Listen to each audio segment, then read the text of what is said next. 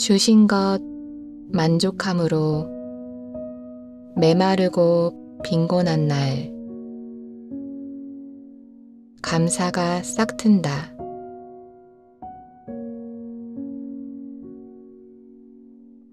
아름다움을 발견함으로 외롭고 지친 날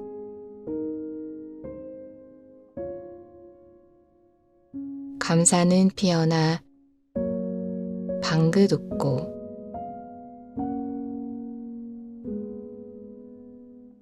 가진 것 나눔으로 넉넉하고 형통한 날에도 감사는 시들지 않으리니 이내 감사는 만발하고 감사 씨앗 흩뿌린다. 사랑 향기 날린다.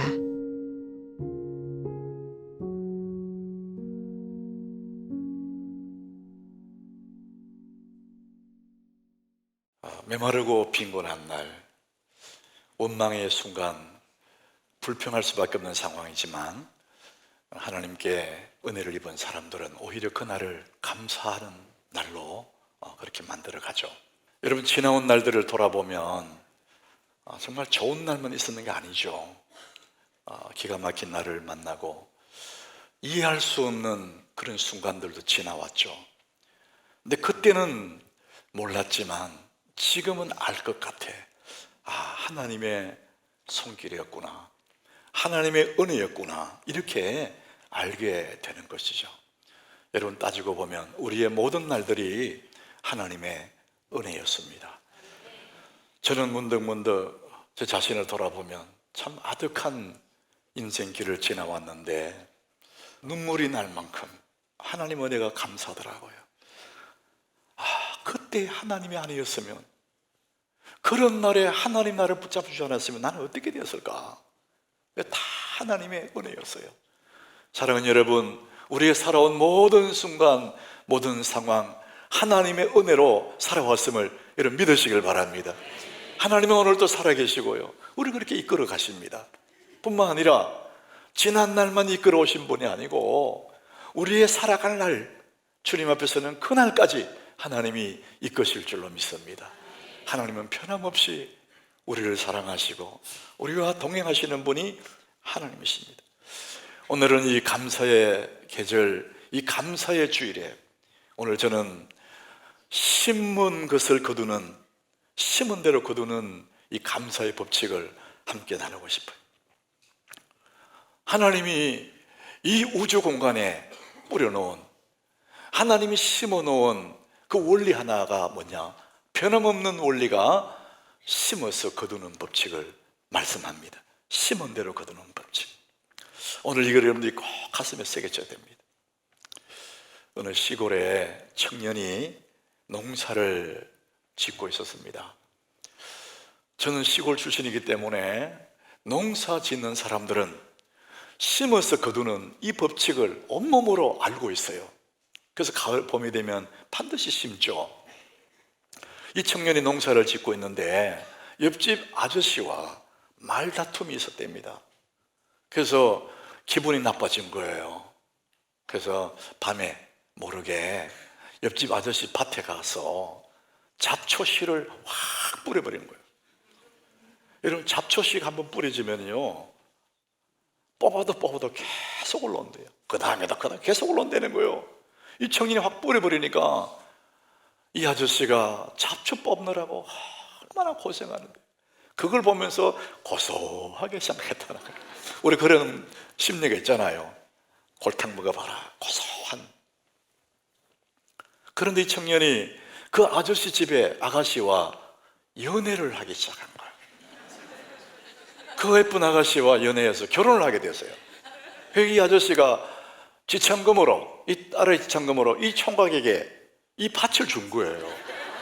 잡초밭을 줬다는 거예요.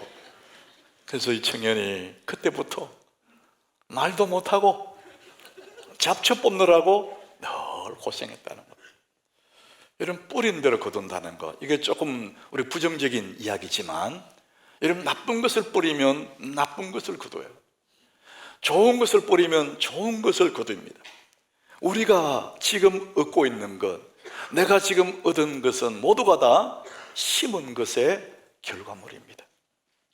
내가 어떻게든지 심었어요. 우리 아버지가 심었거나 우리 엄마가 심었거나 할아버지 때 심었거나 그 심은 것의 결과를 내가 지금 얻고 있는 거예요. 오늘 7절에 이것을 분명히 이렇게 말씀합니다. 스스로 속이지 마라.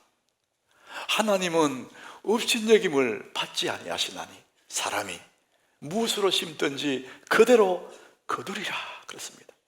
네가 뭘 심든지 심은 대로 거두는 거야. 이거는 변함이 없는 거야. 하나님의 말씀이에요. 씨앗을 파는 가게, 유명한 그런 책이에요. 조그마한 책이지만 굉장히 의미를 담고 있는 그런 책입니다. 그 책 속에 한 여인이 나와요. 한 여인이 밤에 꿈을 꿉니다. 꿈 속에 시장을 갔습니다. 시장을 구경하면서 이렇게 다니는데 낯선 가게가 하나 눈에 들어와요. 행복을 파는 가게, 이렇게 적혀 있는 거예요. 이 여인은 너무나 기분이 좋아서, 그래, 내가 행복을 사야 되겠다. 그 가게에 들어갔습니다.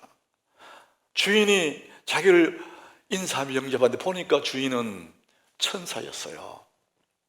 기분 좋은 얼굴로 이 여인을 맞이하는 겁니다. 이 부인이 물었습니다. 이 가게는 무엇을 파나요? 주인이 대답합니다. 그대가 원하는 모든 것을 팝니다. 이 부인은 잠시 생각에 잠겨, 내가 뭘 얻을까? 뭘 살까 하다가 주인에게 말합니다. 평화와 사랑, 지혜와 행복을 주세요. 나는 행복을 갖고 싶어요. 행복을 사기를 원했어요. 주인이 미소를 띄우면서 말합니다. 부인, 미안하지만 우리 가게에는 열매는 팔지 않습니다. 오직 씨앗만 파는 가게예요. 여러분, 씨앗을 파는 가게 너무 의미 있지 않습니까? 우리들은 자꾸만 열매를 사고 싶어요. 완성품을 사고 싶어요. 우리는 마트에 가면은 이런 것들이 절비하거든요. 돈 주고 그냥 쉽게 사는, 이게 길들여져 있기 때문에 우리 자꾸 결과물만 얻고 싶어 합니다. 그런데 하나님 나라에는 이런 완성된 완성품을 팔지 않고 씨앗만 주시는, 우리는 하나님 앞에, 하나님 건강을 주십시오. 열매를 얻기를 원하는 하나님은, 그래, 너는 건강하려면 이 씨를 심어야 돼. 건강할 수 있는 씨앗을 줍니다. 그 씨를 심어서 가꾸어서 네가 건강해야 돼. 하나님은 언제나 씨앗을 주시는 분입니다. 여러분, 모든 원인은 씨앗이에요. 결과는 열매입니다.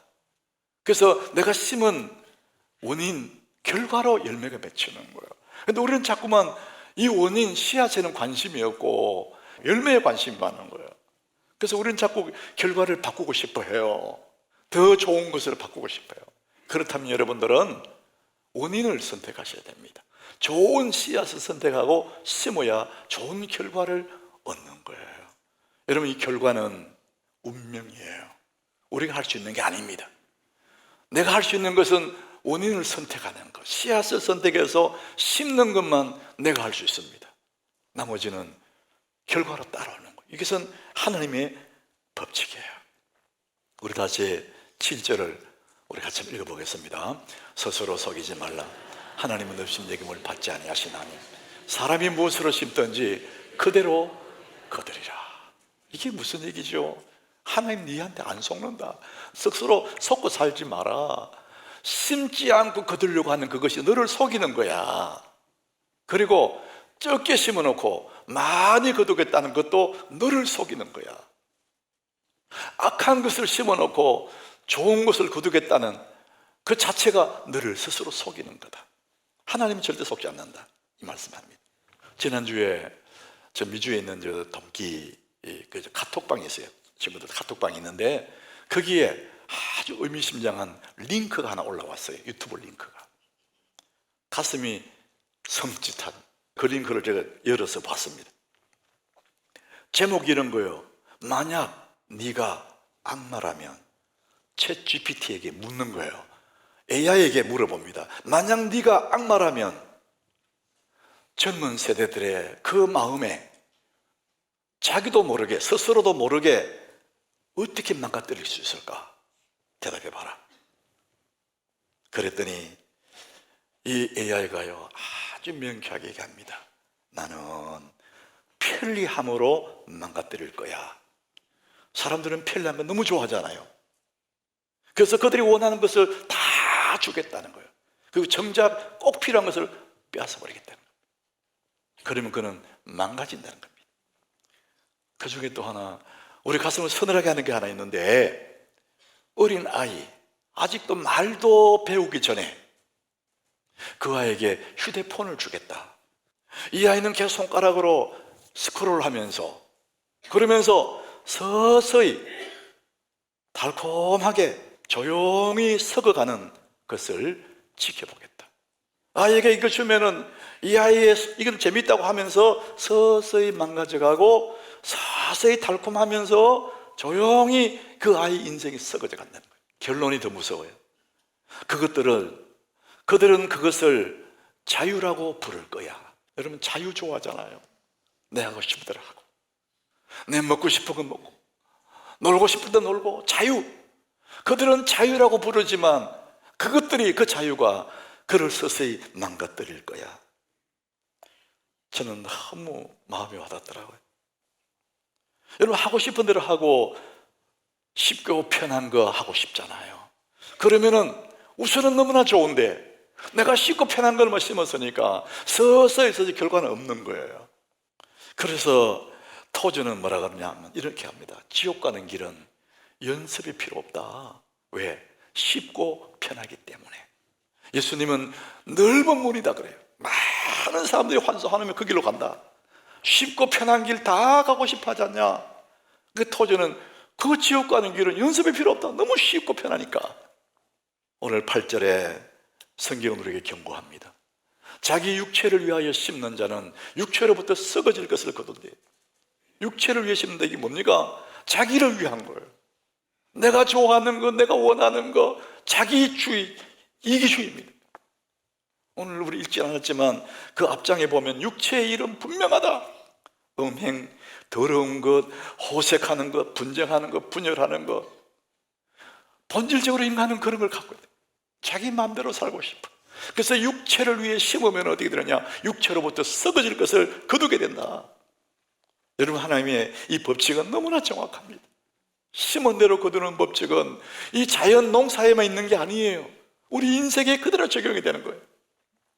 그래서 여러분 쉽고 편하고 우리가 말하는 자유하지만은 그것이 얼마나 교묘한 사단의 수법인지 모릅니다. 시편 126장 5절에 6절에 우리는 그렇게 하면 안 된다는 겁니다.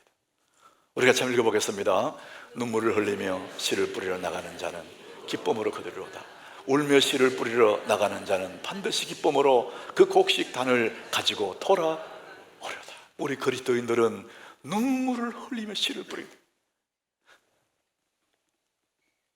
울면서 씨를 뿌리는, 좋은 씨는 쉽고 편한 게 없대요. 좁은 문으로 가는 그 길은 쉽고 편한 길이 아니라 눈물을 흘리며 울면서라도 씨를 뿌리는. 그러면 좋은 결론을 반드시 기쁨으로 그 곡식단을 가지고 돌아오리다. 여러분 성경의 법칙은 확실합니다. 쉽고 편하고 자유하지만은 그것은 넓은 문으로 가는 길이에요. 그렇게 심은 것이 좋은 결과가 있을 수가 없어요. 눈물을 흘리며 씨를 뿌리는 자, 울면서라도 씨를 뿌리는 것, 그게 좋은 씨앗이거든. 하나님의 나라는 그런 나라입니다. 우리는 인생의 농장에 뭔가를 심는 사람 아닙니까? 여러분들은 지금 뭘 심고 계십니까? 믿음의 사람들이 심는 그 농장에는 하나님의 돌보심이 있어요. 너무나 신비로운 돌보심이 있습니다. 요한복음 15장 1절에 보면 우리 예수님이 하시는 말씀이에요. 나는 참 포도나무요 내 아버지는 농부라 그래요. 여러분 굉장히 의미가 있어요. 우리 하늘 아버지는 농부라는 겁니다.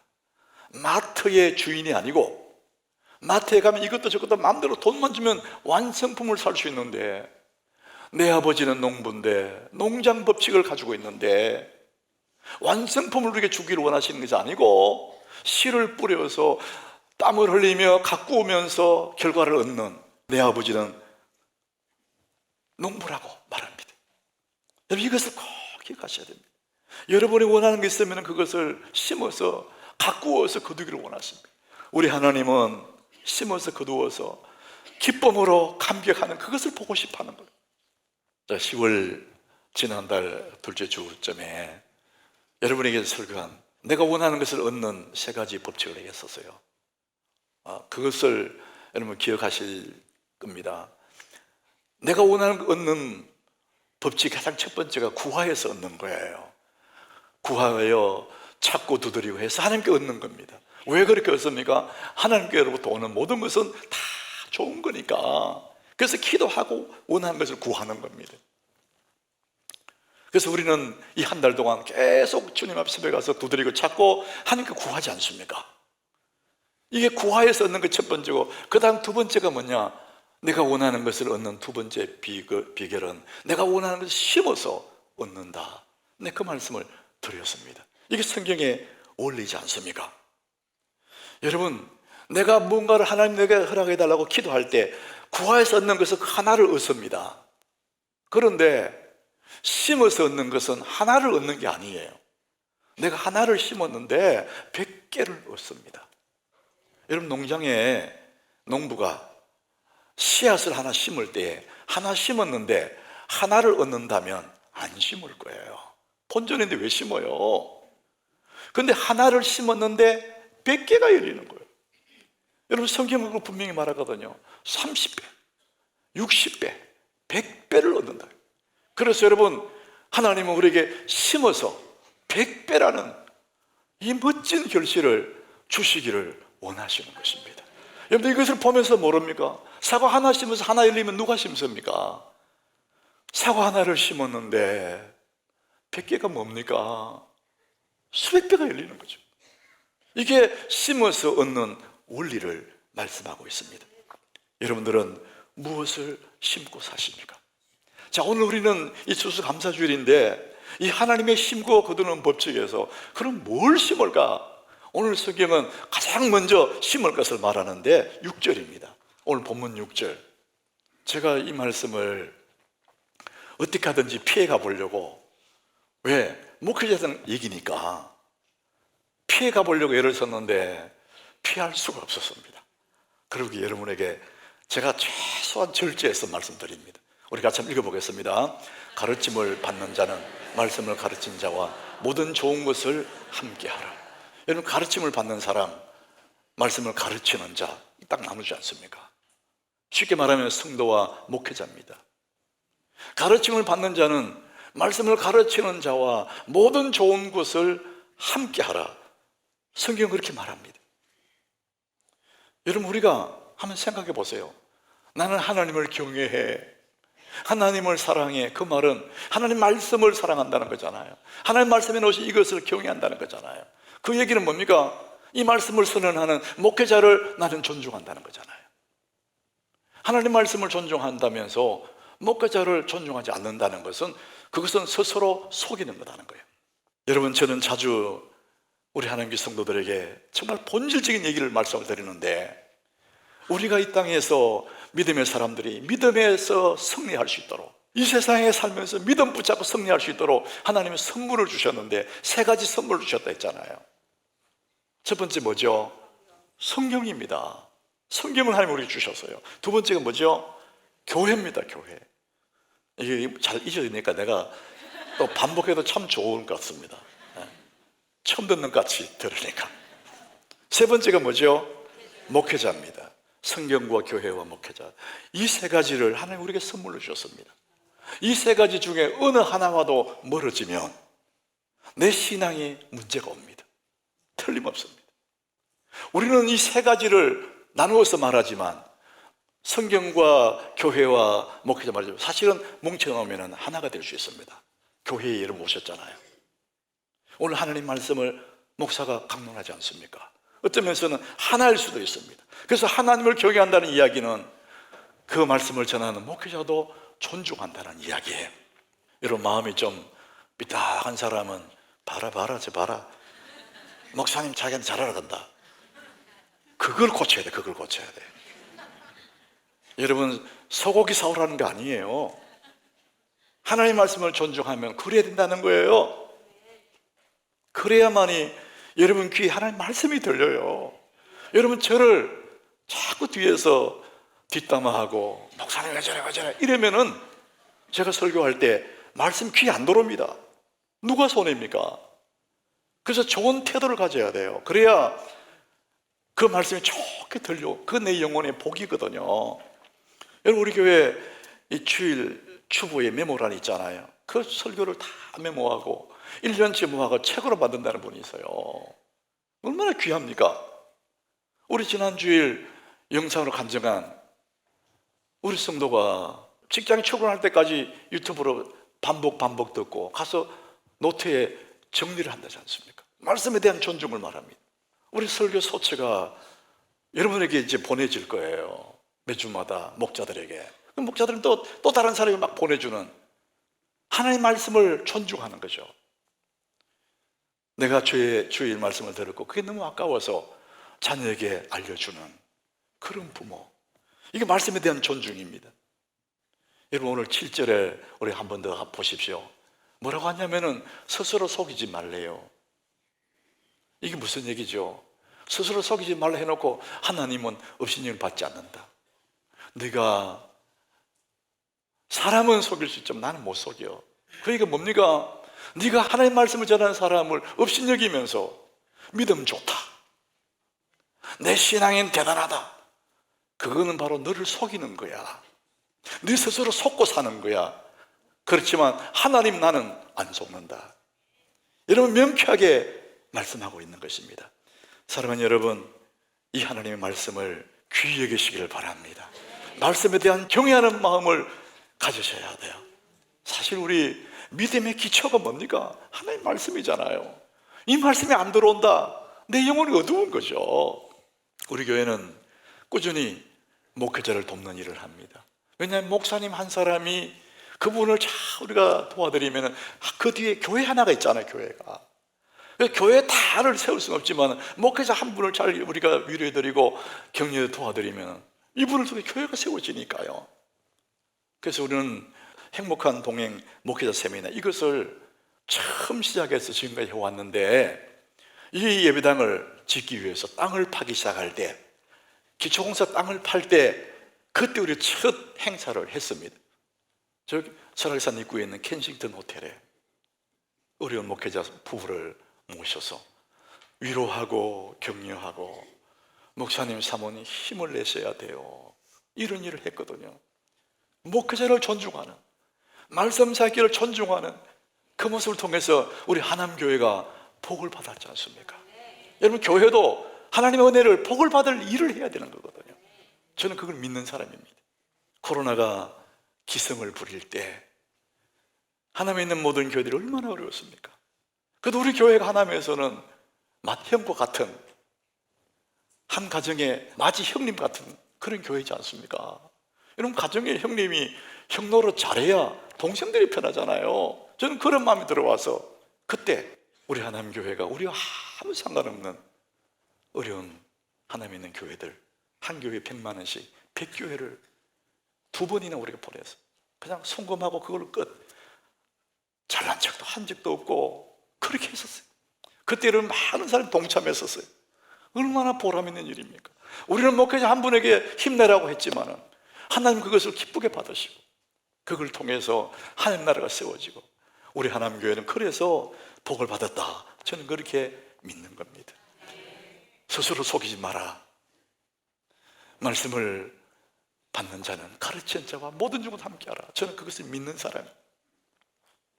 그래서 말씀에 대한 태도, 좋은 태도를 심어야 돼. 그래야 네가 인생이 열매를 맺는 거야. 오늘 성경에는 그 얘기를 합니다. 자, 그러면 그 다음에는 뭐가 있냐? 오늘 8절이에요. 우리 아까 읽었던 말씀이죠. 같이 한번 우리 8절 읽어보겠습니다.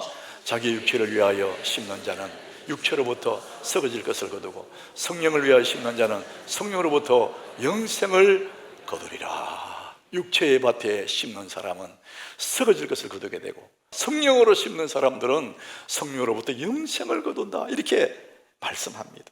여러분, 성령을 위하여 성령의 밭에 심으면 어떻게 될까? 결과를 5장 22절에 말씀해놨거든요. 성령의 열매를 말합니다. 영생을 위해 심은 사람이 이렇게 된다는 거예요. 너무나 멋진 사람의 모습이 그림이 그려집니다. 우리 같이 읽어보겠습니다. 오직 성령의 열매는 사랑과 희락과 화평과 오래 참음과 자비와 양선과 충성과 온유와 절제니 이 같은 것을 금지할 법이 없느니라. 여러분, 이런 것을 가지고 있는 사람 모습을 한번 떠올려 보세요. 정말 빛나는 사람이지 않습니까?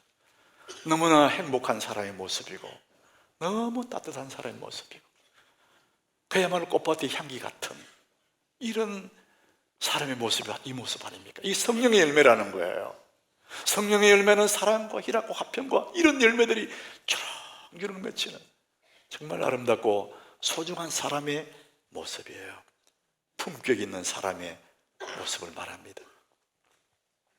살아있는 사람들은 누구나 다 일정한 몸의 온도를 가지고 있어요.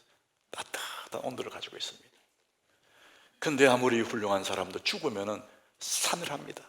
차갑습니다.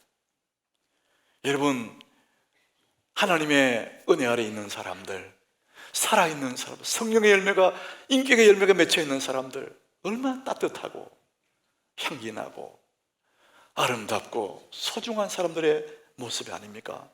어떻게 그런 사람이 될 수 있을까? 뭘 심어야 그런 향기 나는 인생이 될 수 있을까? 우리 지금 새벽마다 내 생의 마지막 한 달, 그 주제가 정문을 돌보듯이 자신을 가꾸라. 여러분, 책 표지에 그렇게 나와 있잖아요. LED에도 그 책 표지 그림이 그대로 올라와 있습니다. 정문을 돌보듯이 자신을 가꾸라. 아름다운 꽃밭에 이쁜 아가씨가 물줄을 들고 물을 주고 있어요. 그 그림이 그래 되어 있습니다. 그렇게 정원을 돌보듯이 인생을 가꾸자는 거예요. 여러분, 그 정원에 틀림없이 꽃들이 활짝 피어날 때 벌들이 오고 나비가 올 거예요. 참 아름다운 동산이지 않습니까? 우리 인격에 꽃이 피고 향기가 나면은 온갖 좋은 것들이 몰려오게 됩니다. 성령의 열매를 맺은 사람들은 바로 이 꽃밭과 같은 거예요. 어떻게 우리가 그 꽃밭을 가꿀 수 있느냐 이거죠. 저는 이 성경을 보면 이 머릿속에 그림을 그려보거든요. 사람의 마음속에는 우물이 하나씩 있다. 우물, 깊은 우물이 하나씩 있어요. 그 우물의 물은 너무 신선하고 깨끗해서 이 우물을 퍼올리면 푸른 인생이 되는, 이게 잠언서의 말씀이거든요. 세상 어디 가도 이런 우물은 찾을 수가 없는 너무나 신비로운 우물, 이 우물의 이름이 감사라는 우물이라고 합니다. 하나님은 이 감사의 우물을 우리 속에 심어두었습니다. 이 신비의 우물, 감사의 우물에서 감사를 길러 올리면은 그 어떤 인생도 빛나는 인생이 되고 소중한 인생이 되고 따뜻한 그런 사람이 될 수 있다. 성경은 그렇게 말합니다. 사랑하는 여러분, 여러분 속에 있는 감사의 우물, 감사를 길어 올리시기를 바랍니다. 그래야 내가 행복해지는 거.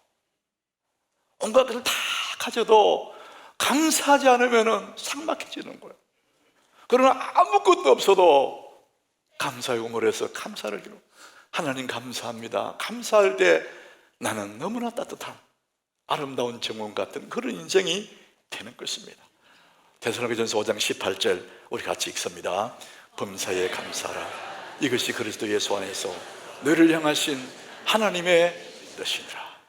범사에 감사하라.